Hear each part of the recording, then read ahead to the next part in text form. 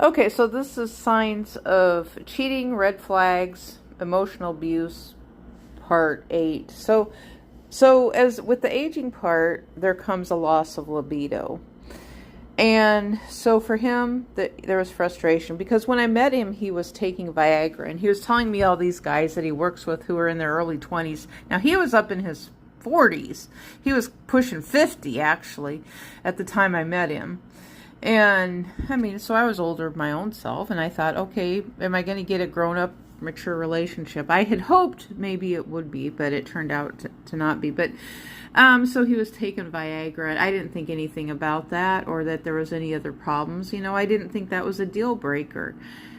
And so I didn't think about him using the psychology aspect of libido related to the euphoria high. And someone reminded me of that. There was a woman that's like, oh my gosh, you understand.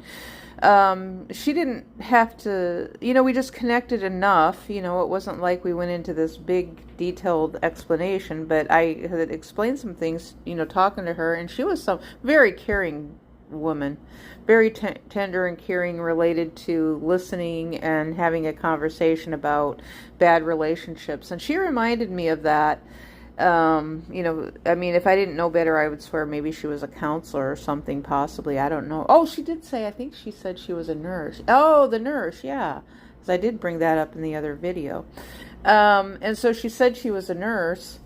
And she said that that's common, that a lot of times males will blame the female because they can't get their libido up, and it really doesn't have anything it's just that they're aging, and there's a mix of medications, and when they take the medications, it doesn't work. Their libido does not work. It's just absolutely flaccid, flappy appendage is what I call it.